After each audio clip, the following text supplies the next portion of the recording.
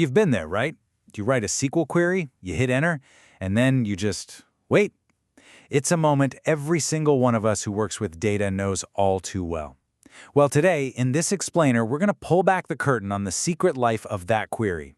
We're going to find out what your database is actually doing in those seconds or minutes between you asking for data and it finally hitting your screen. And yeah, that leads us right to the billion-dollar question, the one that's caused so many late-night debugging sessions. Why is my query so slow? Getting a handle on the answer to this is the key to writing truly efficient SQL and, frankly, becoming a much, much better developer or analyst. Okay, so let's really get into it. You write something that looks incredibly simple, right? Select star from customers. You're just asking for all your customers. But behind the scenes, your database is about to kick off a series of incredibly complex decisions. That time you spend waiting, that's the sound of a very, very powerful process getting to work. And the hero of this whole story, the brain doing all that heavy lifting, is the query optimizer. You should really think of it like a brilliant detective, a master strategist that lives inside your database. Its one and only job is to find the absolute best, most efficient way to answer the question you just asked it. So you might be thinking, why does SQL even need an optimizer to begin with? Well, it all comes down to how we're talking to the computer. See, with a language like Python or Java, you're giving imperative commands. You're the architect, telling the computer how to do something step by step. But SQL, that's different. It's declarative. You just tell the database what you want. Get me these customers, and you leave the how completely up to it. And that is exactly where the optimizer's job begins. So at its very core, the query optimizer is this piece of internal software that's looking at dozens, maybe even thousands of different ways it could possibly get your data. And to make its final call, it chooses the one path it predicts will be the most efficient. And it does that based on a single, absolutely crucial metric: cost. You know, a perfect way to think about this whole thing is to imagine an online TripAdvisor. Your SQL query, that's your destination. It's you saying, I need to get to this data. The optimizer is the app that instantly calculates every possible route, the traffic-filled highway, the scenic backroads, you name it, to find the one single plan that it thinks will get you there the fastest. So how does it compare all these different routes? It calculates a cost for every potential plan. But what even is this cost? It's not about money. It's not about seconds. It's an internal, relative number that just represents the estimated resources a plan is going to need. We're talking disk reads, CPU cycles, memory usage. The plan with the lowest cost number, that's the winner.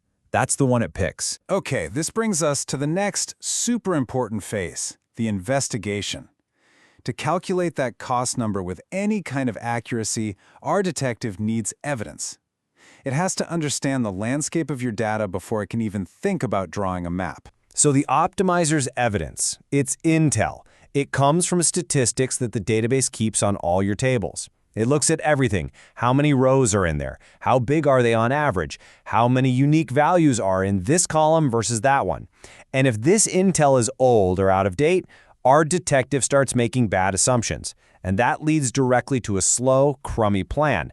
It's the classic garbage in, garbage out scenario. Histograms are probably one of the most powerful tools in the optimizer's entire toolkit. They don't just tell it what's in the data, they tell it about the shape of the data. For example, knowing that 90% of your orders are small, everyday purchases, but 10% are huge, expensive ones, that is critical. Why? Because if you ask for one of those huge orders, the optimizer knows it's searching for a needle in a haystack, and it will probably use a super precise tool like an index to find it.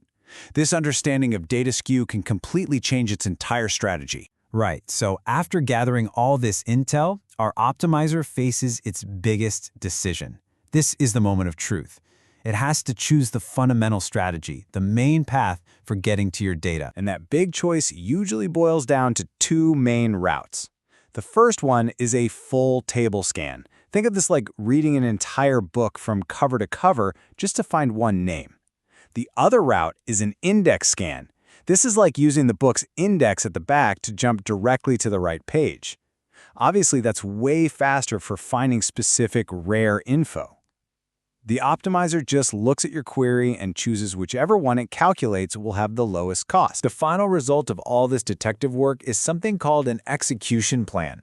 Now, this is a simplified version, but it's basically the step-by-step itinerary that the database is going to follow.